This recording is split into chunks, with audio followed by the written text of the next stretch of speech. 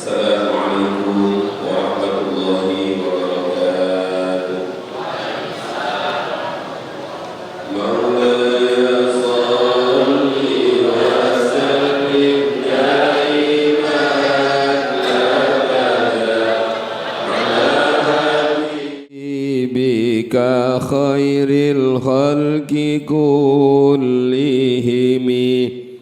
huwal habibul ladzi turja syafa'atuhu likulli hawlim minal ahwali muqtahami ya rabbi bil mustafa balligh maqasidana واغفر لنا ما مضى يا واسع الكرم بسم الله الرحمن الرحيم سبحانك اللهم ربنا لا علم لنا إلا ما علمتنا إنك أنت العليم الحكيم وتب علينا إنك أنت التواب الرحيم وتقبل منا إنك أنت السميع العليم وعلمنا من لدنك علما نافعا يا ذا الجلال والإكرام اللهم افتح لنا حكمتك وانشر علينا رحمتك يا ذا الجلال والإكرام رب اشرح لي صدري ويسر لي أمري واحلل عقدة من لساني يفقه قولي برحمتك يا أرحم الراحمين الفاتحة Alhamdulillahi Rabbil Alamin Ar-Rahmanir Rahim Maliki Yawmiddin Iyyaka na'budu wa iyyaka nasta'in Ihdinas siratal mustaqim Siratal ladzina an'amta 'alaihim ghairil maghdubi 'alaihim waladdallin Amin Bismillahirrahmanirrahim Alhamdulillahi Rabbil Alamin Wassalatu wassalamu ala ashrafil anbiya'i wa afdalil mursalin Sayyidina wa habibina wa syafi'ina wa qurrati a'yunina Muhammadin Wa ala alihi wa ashabihi wa tabi'in Wa man tabi'ahum bi ihsanin ila yaumiddin amma ba'du Faqad qala ta'ala fi kitabihil karim A'udzu billahi minasy syaithanir rajim La yanalallaha luhumuha wala dima'uha walakin yanaluhu taqwa minkum kadzalika sakhkharaha lakum litukabbirullaha ala ma hadakum wa basyiril muhsinin Sadaqallahul azim Hadratal muhtaramin, para alim, para kiai, para ibu nyai, sedaya keluarga dalem ingkang sanget kula taati, kula mulyakaken. Seluruh pimpinan ingkang sanget kami hormati, kami muliakan. Seluruh jamaah yang dimuliakan dan dirahmati oleh Allah. Bersyukur kita kepada Allah Subhanahu wa Ta'ala karena malam ini kita dijalankan oleh Allah, kemudian dipilihkan tempat oleh Allah, didudukkan oleh Allah di majelis yang sangat dicintai oleh baginda Rasul, di majelis yang oleh baginda Rasul disebut dengan taman sorga yang berada di dunia. Mudah-mudahan ini menjadi pertanda kalau kedudukan kita, makom kita di hadapan Allah kelak juga mulia. Amin Allahumma amin. Sebab kami teringat salah satu hikmah kalau kita ingin tahu seperti apa kelak kedudukan kita di hadapan Allah, maka salah satu caranya adalah lihat di mana Allah mendudukkan kita saat di dunia ini. Kalau Allah mendudukkan kita berkumpul dengan orang-orang mulia, mengkaji kitab yang dikarang oleh orang-orang yang mulia, melakukan ibadah-ibadah yang biasa dilakukan oleh orang-orang yang mulia, maka itu adalah tanda kalau kelak kita akan juga ditempatkan di tempat yang mulia. Tinggal berdoa secara terus-menerus, mudah-mudahan kedudukan ini, tempat ini tidak dirubah oleh Allah. Sebab kadang-kadang Allah itu tidak segan-segan merubah kedudukan seseorang dalam waktu yang sangat singkat.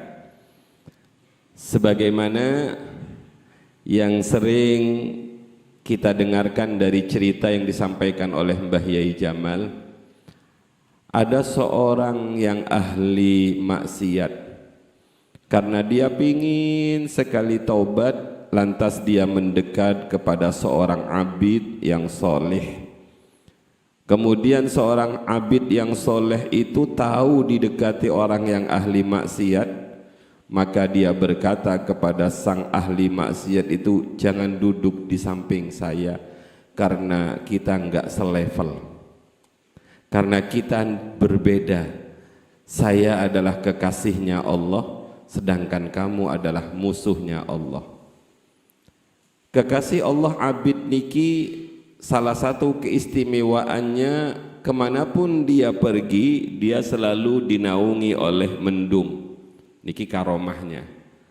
Tapi begitu orang yang ahli maksiat itu diusir, sambil menangis, dia meninggalkan orang yang ahli ibadah.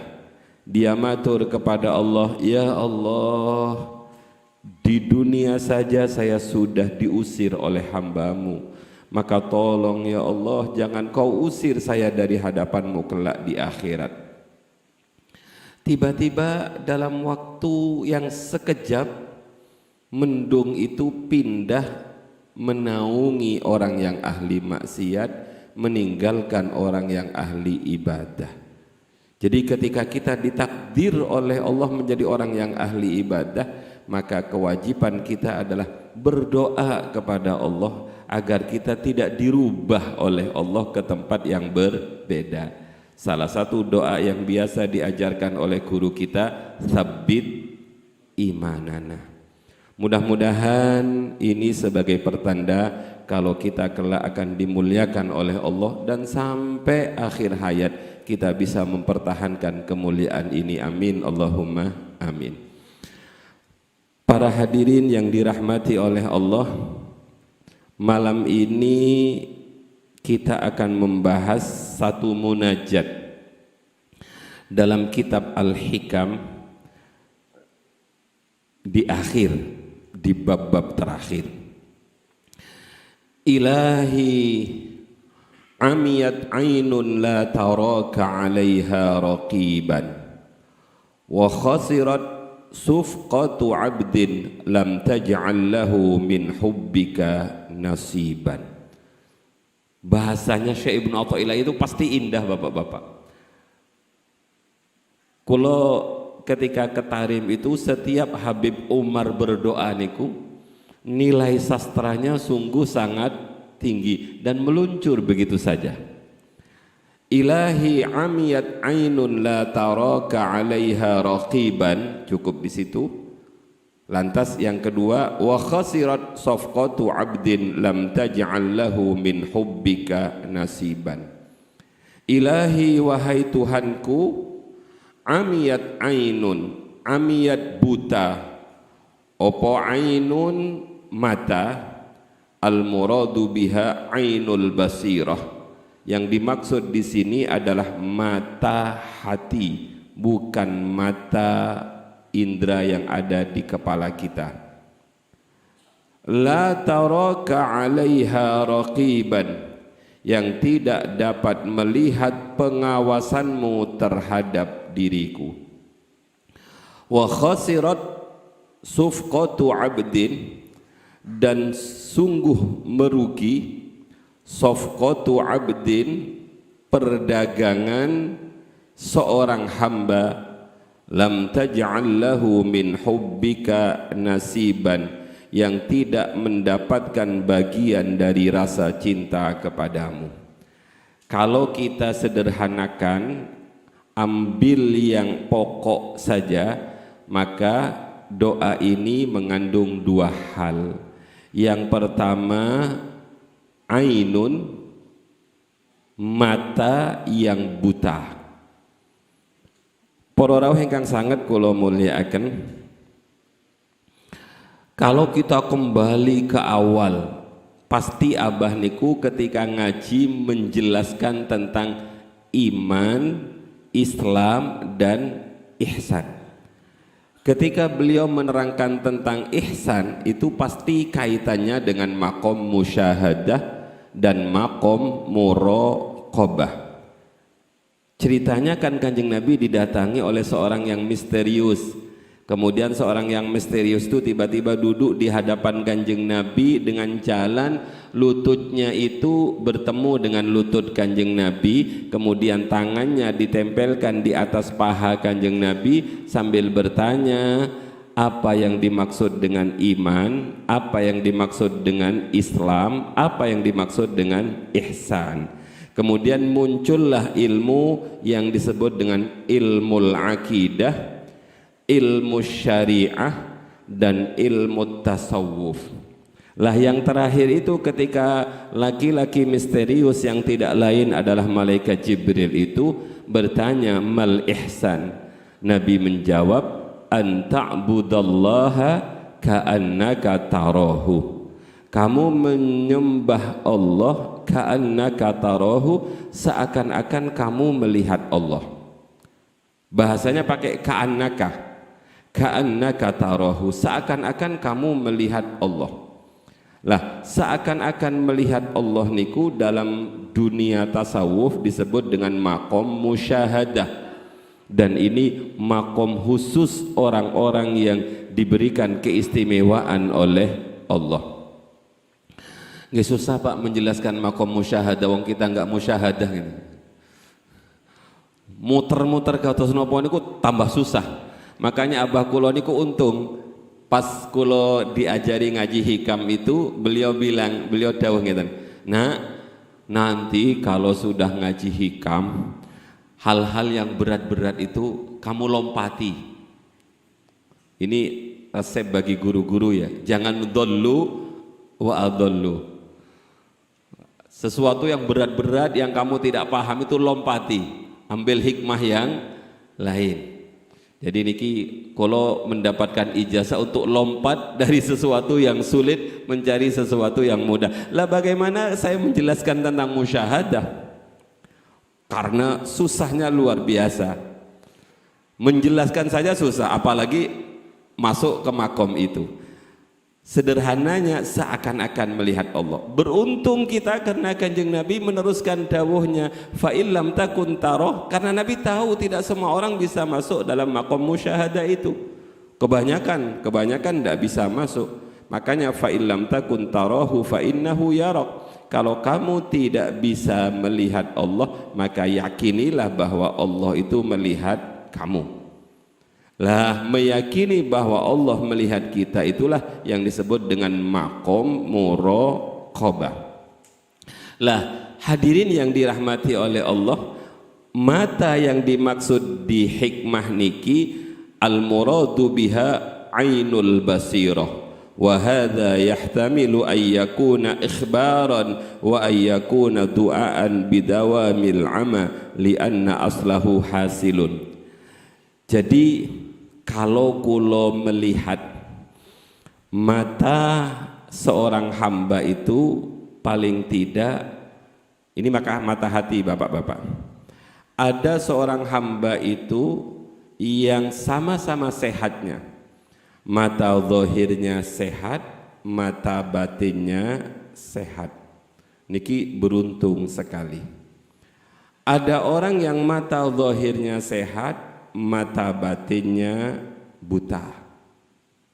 Ada orang yang mata zahirnya buta, mata batinnya sehat.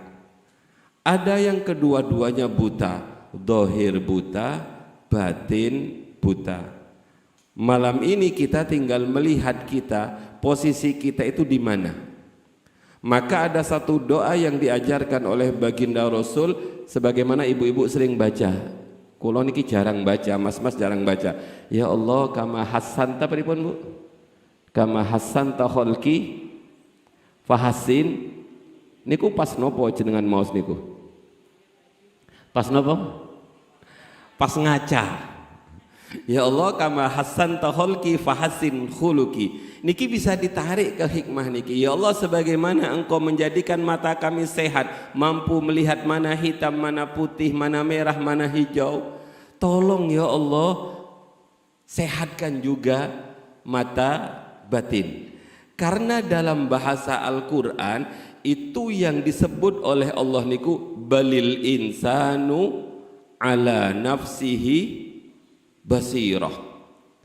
Balil insanu ala nafsihi basirah. Kulo riyen Bu, kalau pas baca Al-Quran ayat niki kulo bolak-balik. Karena basirah niki namanya calon istri kulo. Balil insan ala nafsihi basirah. Balil insan ala nafsihi basirah. Putrinya Mbah Hia Jamal, istri kulo niku namanya Basiratul Hidayah. Balil insan ala nafsihi basirah. Ternyata basirah niku mata batin. Para rawuh ingkang sanget kula mulyakaken. Suatu saat Sayyidina Umar Ibnul Khattab radhiyallahu anhu niku jalan-jalan. Ia inspeksi, turun ke lapangan melihat keadaan rakyatnya, tapi sanis pencitraan. Bukan pencitraan, betul-betul turun. Sebab Sayyidina Umar niku kadang-kadang niku napa niku pakaiannya tidak memakai pakaian sebagai khalifah. Dia melihat. Suatu saat ketika beliau sedang jalan-jalan, beliau melihat ada seorang pemuda ngelom sedang angun kambing. Mbuh sinten Pak Warek napa sinten niku. Sedang angun kambing. Lah pas angun kambing niku diparani kali Sayyidina Umar, "Dek, kambingmu akeh ya, Dek." "Sanis kambing kula, Pak." "Kambinge sapa?" "Kambinge tuan kula, juragan kula. Kula mau sekedar buruh angun." "Oh begitu. Berapa jumlahnya?" "Kula boten faham karena boten pernah ngitung." "Nggih sakmunten niku kathah." "Gimana kalau sampean jual pada saya satu saja?" Kemudian apa yang dilakukan oleh pemuda niki? Dia mengatakan, "Bagaimana saya akan menjual sesuatu yang bukan menjadi milik saya? Bagaimana nanti kalau ketahuan oleh tuan saya, dipecat saya?" Niki pertimbangan zahir. "Dipecat saya." Apa jawab Sayyidina Umar? Digoda oleh Sayyidina Umar, "Sudahlah, tuanmu nggak akan tahu. Hilang satu nggak akan tampak. Ataupun kalau tampak kamu tinggal bilang, 'Maaf tuan, tadi ada serigala yang menerkam kambing tuan satu.' Dan dia tidak akan marah, wong hilang satu saja. Tapi biasanya ngoten niku tambah marah nggih Bapak-bapak. Ketika dijawab seperti itu, dikasih tahu cara seperti itu, apa yang dilakukan oleh pemuda itu? "Kalau tuan saya tidak tahu, tapi bagaimana tuan saya yang di atas, yakni Allah Subhanahu wa ta'ala." Nangis Sayyidina Umar mendapatkan jawaban dari rakyatnya yang hanya sekedar napa niku? Yang hanya sekedar angun kambing. Beliau langsung nangis, terharu, bahagia, bangga melihat umatnya, melihat kaumnya, melihat rakyatnya memiliki muraqabah. Akhirnya beliau bilang, "Antarkan saya kepada tuanmu." Begitu sampai di depan tuannya, yang dilakukan oleh Sayyidina Umar, "Ini budak kamu saya beli." Langsung dibeli oleh Sayyidina Umar dan dimerdekakan oleh Sayyidina Umar. Jadi kita tidak bisa melihat orang itu dari baju, tidak bisa melihat orang itu dari penampilan. Bisa saja orang yang seperti itu muraqabahnya luar biasa kepada Allah Subhanahu wa taala. Jadi hadirin yang dirahmati oleh Allah, muraqabah itu muncul karena keyakinan Allah Maha melihat. Hadirin ingkang sangat kula mulyakaken, masih tentang seputar muraqabah. Kita juga sering mendengar cerita ini dari Mbah Yai Jamal. Ketika Sayyidina Umar sedang jalan-jalan, kemudian beliau mampir di sebuah gubuk riyad itu, tiba-tiba di dalam gubuk riyad itu ada dialog antara seorang ibu dengan putrinya. Ibunya bilang, "Nak, campur susu itu dengan air." Ternyata rumah itu adalah bakul susu eceran. Apa kata sang putrinya? "Bu, saya ndak mau, la ta'ata li makhlukin fi maksiatil khaliq." Saya tidak akan berkonspirasi dengan ibu karena tidak boleh taat kalau disuruh maksiat. Bukankah khalifah kita Sayyidina Umar melarang kita dagang dengan tidak jujur? Apa jawab ibunya? "Lakukan saja, Nak. Sayyidina Umar ada di istananya, mana tahu dia dengan nasib kita yang seperti ini." Sang perempuan itu kemudian mengatakan, Sayyidina Umar memang tidak bisa mengetahui kita karena beliau ada di istananya. Tapi bagaimana dengan Tuhan kita? Bagaimana dengan Allah? Mendapat dialog seperti ini, Sayyidina Umar bangga, bersyukur, menangis beliau, kemudian distempel pintunya itu. Pulang beliau ngumpulkan anak-anaknya, "Ya anak-anakku, kumpul. Begitu kumpul semuanya, siapa di antara kalian yang pengen nikah?" Ngacung sedaya bapak-bapak. Jadi kadang-kadang kepala madrasah, kepala perguruan tinggi niku juga harus sering-sering bertanya kepada mahasiswanya, "Siapa di antara kalian yang pengen nikah?"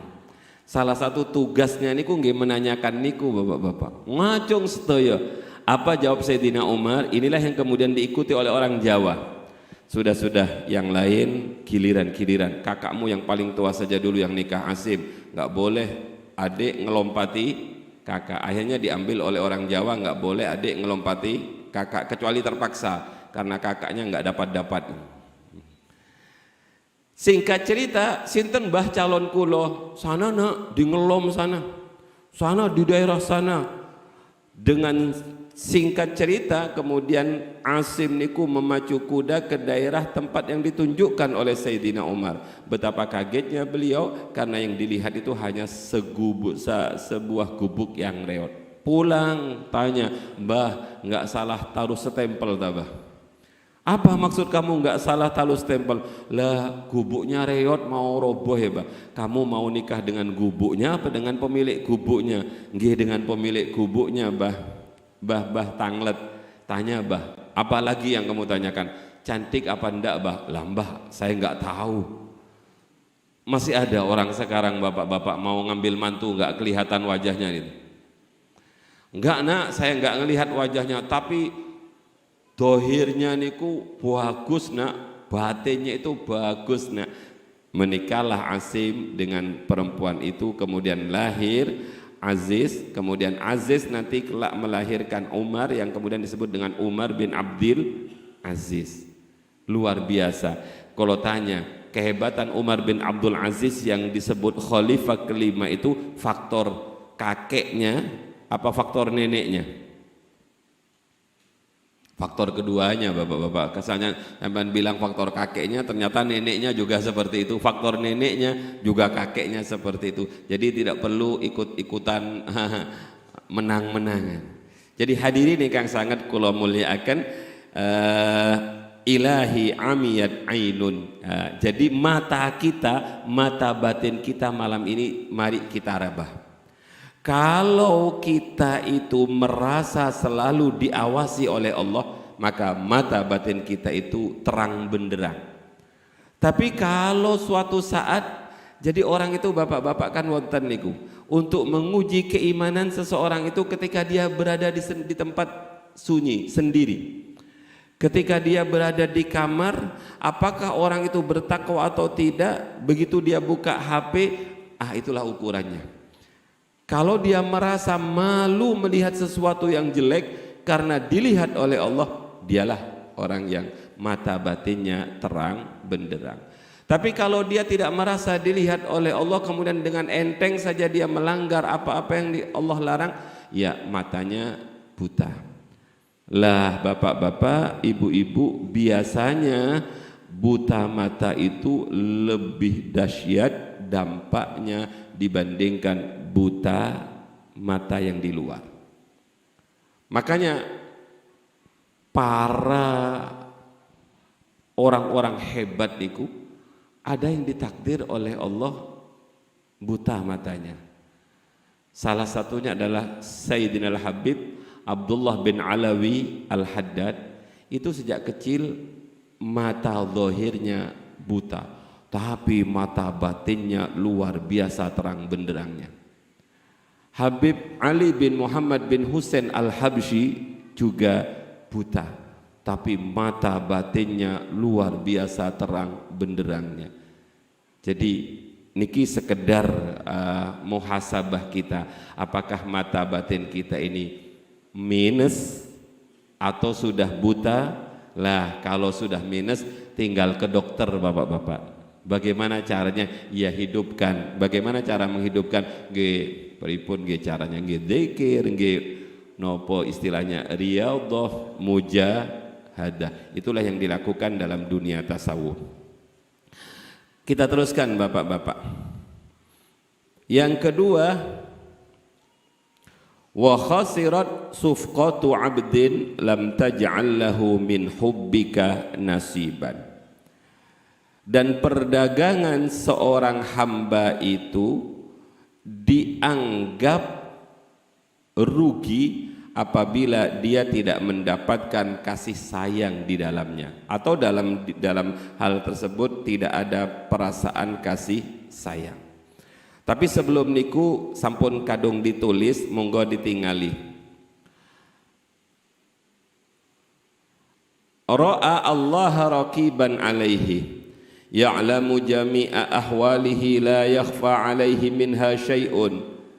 Kalau seorang itu mata batinnya terang benderang melihat, dia merasa bahwa Allah maha melihat, maha menjaga, maka istahya minhu, orang itu akan punya perasaan malu kepada Allah. Makanya ada kata-kata fa illam tastahyi fasna'i ma syi'ta. Kalau kamu tidak malu, silahkan berbuatlah sesuka kamu. Jadi malu itu kemudian disebut dengan al-haya minal iman. Dan bagaimana orang itu punya perasaan malu kalau orang itu tidak merasa dilihat oleh Allah. Di samping dia malu kepada Allah, wahabahu ayyarahu ala ma yaqrahuhu minhu, dia akan merasa takut kepada Allah kalau Allah melihat orang tersebut dalam keadaan melakukan sesuatu yang tidak Allah sukai. Wa man lam yakun ala hadzal wasfi amiyat ainu basiratihi, kalau orang itu sudah tidak malu, tidak sungkan kepada Allah, tidak takut ketika dia melanggar aturan-aturan Allah, maka orang yang sudah punya sifat seperti ini dalam syarah kitab Al-Hikam itu disebut amiyat ainu basiratihi, betul-betul sudah buta mata batinnya. Karena sudah buta mata batinnya, fabaraza maulahu, dia dengan terang-terangan, bahasanya kiai itu ngedeng, dia dengan terang-terangan berani kepada Allah bi anwa'il qabaihi, dia akan melakukan berbagai macam jenis kejelekan. Min ghairi iktirathin wala mubalatin, tanpa dia merasa takut dan tanpa dia merasa peduli kepada Allah. Makanya ada dawuh warada fil hadis, afdalu imanil mar'i ay ya'lama annallaha ma'ahu haitsu kana. Afdalu imanil mar'i, lebih utama-utamanya, paling utama-utamanya iman seseorang ayya'lama annallaha ma'ahu haitsu kana. Dia tahu, dia sadar bahwa Allah bersamanya dimanapun dia berada. Makanya kemudian para khotib ini kan sering ngutip ittaqillaha haitsuma kunta, dimanapun kalian berada bertakwalah kepada Allah Subhanahu wa ta'ala. Hadirin yang dirahmati oleh Allah, mari bersama-sama kita memohon kepada Allah, mudah-mudahan mata batin kita tidak dibutakan oleh Allah. Mata batin kita tidak dibutakan oleh Allah. Salah satu tanda mata batin itu buta adalah tidak ada rasa menyesal ketika dia melakukan kesalahan. Apa ya? Berani ngedeng di hadapan Allah, berani bermaksiat terang-terangan di hadapan Allah. Makanya salah satu bukti mata batin kita itu buta adalah ketika kita ketinggalan sesuatu yang baik tidak merasa getun, dan ketika melakukan kejelekan juga tidak merasa takut kepada Allah Subhanahu wa ta'ala. Bahasa sederhananya niku, orang yang mata batinnya sudah buta itu ketika dia melakukan maksiat itu sama seperti, perumpamaannya itu sama seperti seorang yang sedang duduk-duduk, tiba-tiba ada lalat menclok di mukanya, kemudian dia tepis begitu saja, menganggap maksiat itu adalah hal yang remeh, hal yang kecil. Karenanya hadirin yang dimuliakan oleh Allah, jangan melihat maksiat itu dari kecilnya, tapi melihatlah pada siapa kita bermaksiat.